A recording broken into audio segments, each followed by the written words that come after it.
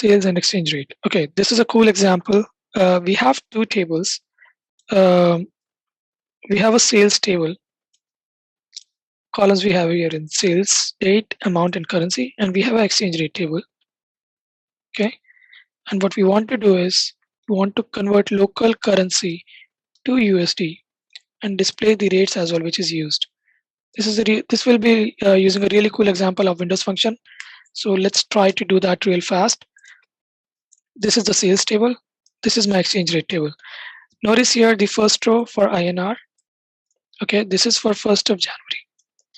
Now, in my exchange rate tables, for INR to USD, we have two dates. Effective start date is 31st of December 2019, and then 2nd of January 2020. And this one falls in between, right? We don't have an exact match. So effective start date 31st December, that should apply because 2nd January one will come after. Now, how will we solve it? Of course, we want to convert the currency. So what we will do is we will join it over currency with source currency, where my target currency is USD. That's fixed. Okay. And my sales date is greater than equals to effective start date. But then that will also match with my 2nd January. Now, how to work around that? So we probably need to create a calculated column for effective end date, right? If we can somehow calculate the effective end date, then we can do where sales date is greater than equals to sales date, but less than equals to, less than end date. So how will we do that? That's the thought process you want to work on before you start solving your SQL. That's how you will manually, figure out in your mind how to join this table with this table on currency to target currency, and sales date should be greater than effective start date, but there should be some end date to compare with. Otherwise, my first row here from sales table will join with both of these rows from exchange rate, and we don't want that. Only the first row should be applied, right? So how do we do that? Let's see that in action. I do have a sample for this. Let me quickly flip my screen. I know we are about time, but let's just try to do this one. This is a really cool example. I want everybody to be confident about the Windows function. So let's just quickly do this. So we have a sales table, we have exchange rate table. We need to calculate the end date. How do we do that? So let's create an temp table with EXR as my new exchange rate table. Okay, I will create my effective date here. Am I? Yeah, I'm sharing my correct screen. Okay, so with EXRS, and what columns do we have in here? What do we need? We need target currency. We need select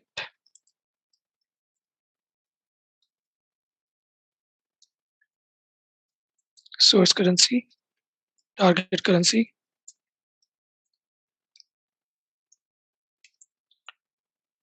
What else do we need? We need exchange rate. Pretty much need all the columns. So let's just do the star, comma. For effective end date, we want to look up on the next row. Next row is what? Lead. Lead of what? Effective start date. Over.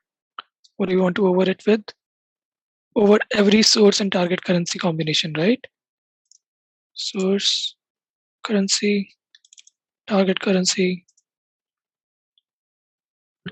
and then order by effective start date, right? Let's call it as effective end date. So let's take a quick look how this turns out to be. Let's do a select star from EXR. Let's see.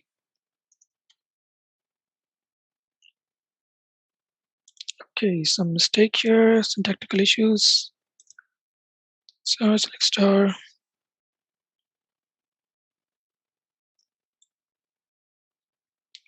Okay.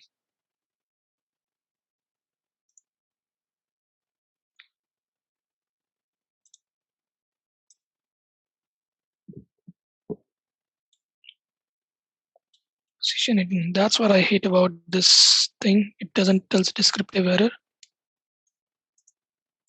Lead effective start date over source currency target. Okay, let me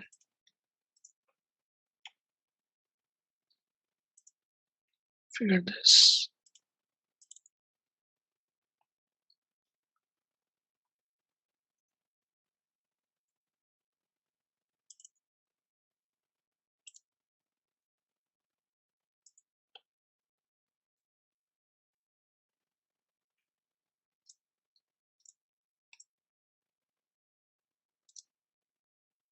And bracket probably, yeah, that's usually the, wait, am I sharing the wrong screen?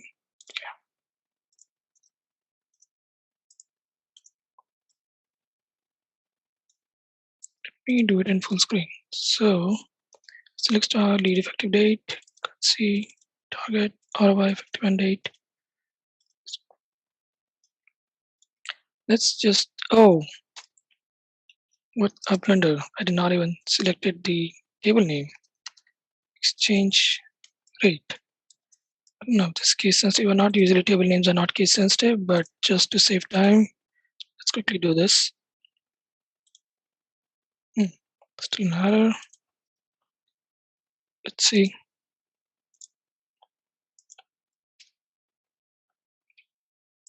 This start date.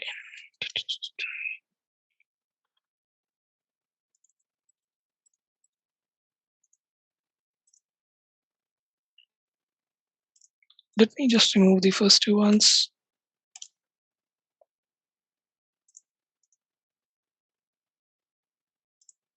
With EXR as select stars. That's what I hate about working with the new databases. Every time you run into some syntax issues.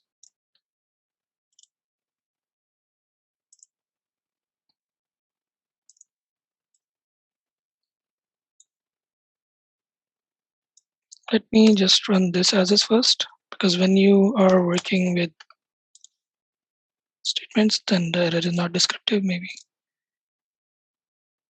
Comma before from. Oh, thank you for pointing that out. Here we go. See, yes, these databases are annoying in terms of syntax. Okay, so now that we have it, let's look at the lead. Source currency, target currency, exchange rate, effective start date, and then lead. Let's call it as effective end date. Okay, now what do we have in here? So notice the INR ones here. We'll come to the GBR ones later to review. So for the one which started at 31st January, we do have an end date as 2nd of January. But for the one which was at 2nd of January, there is null. Now, when we want to join it with the other table based on effective start date and end date, then we would want to have a condition where my end date, my sales date is within or less than my end date. So to replace these nulls, we can provide a high date. And when I say high date, that means just provide any high value. And there's a function called collace. Some databases have functions like isNull. What they do is it basically replaces the first, basically just gives you the first non-null value. You can provide any number of values here with the commas, and it will give you the first non-null values. So if the first one is null, let's make this as 31st of January. Okay, so this is my high date. Let's run this and see what happens. So now notice here that we do have an end date, right? If there is no effective end date, we will make one. Now, once we have this, now we can use this to join it with the other table. So let's put this in the CTE back again with this. Now select, uh, first let me just write the table from sales S, I do left join. So whether or not there is a currency match or not, we still want to display all the values from S, EXR, S dot star, and then I would want to show EXR dot exchange rate, uh, just to be sure about the column names. Let's just copy paste these values, EXR dot exchange rate, and then I do want to show the exchanged value. So I would multiply this by EXR dot exchange rate sales amount.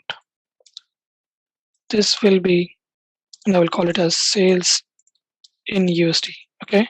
Now I'm joining S and EXR. So S dot currency is equals to EXR dot source currency, and then EXR dot target currency should be USD. So there is possibility that there are more than one currencies. So we will apply this filter as well in the join condition, not really a filter. Okay. And then finally, we do want to make sure that S dot sales date is greater than, actually, let's do this in the filter, because wherever there is a not a match, we don't even want to see those. So where sales date is greater than equals to effective start date,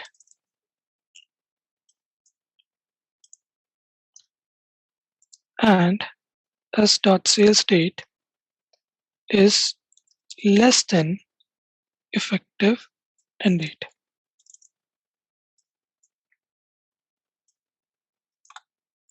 Okay, let's see if that works or not. There is high possibility we may have done some syntactical error, and here it is. As I said, it's really common. It's okay. So let's see, where did we went from? S dot XR dot.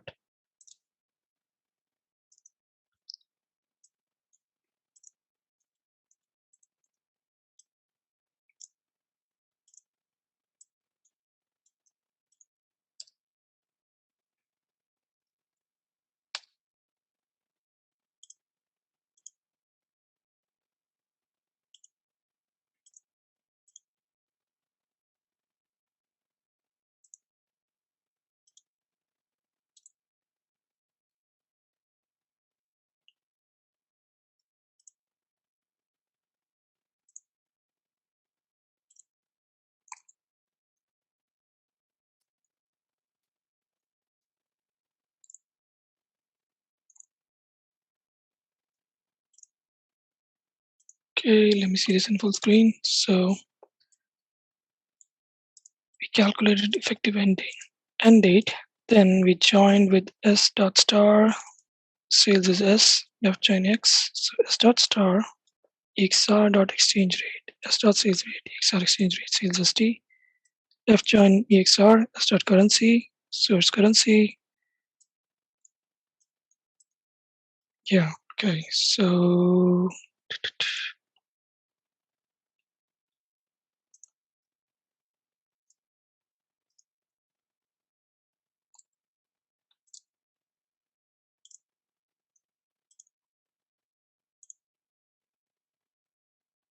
okay.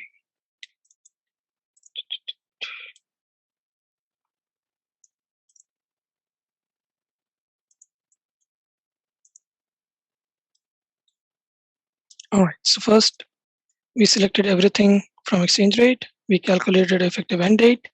We put that in EXR.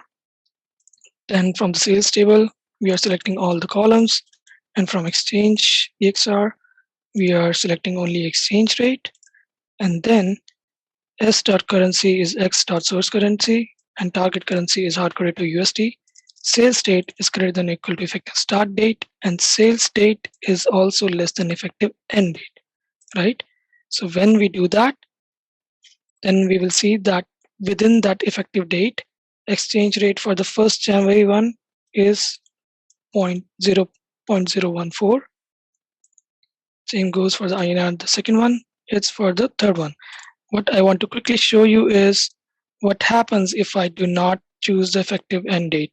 You're going to see that it's every row here will match with every row which is greater than. So for the 1st January of INR, we will see another row, or possibly, whatever number of rows we have for INR here, because then it will satisfy all the conditions. So that's really the border case here. 1st January INR using 0.14, and then again, so for the 1st January, it actually satisfies only the one date, but 2nd and 3rd January, it does fulfills the both conditions, 0.14 as well as 0.15. So that's really the border case that you want to take care of. And these kind of mistakes happens really frequently in the interviews. And these border cases are really the one you'll be gauged at, because normal queries is easier to solve, but then such border conditions are easier to miss, which is what you'll be gauged on. So make sure you take care of the border conditions.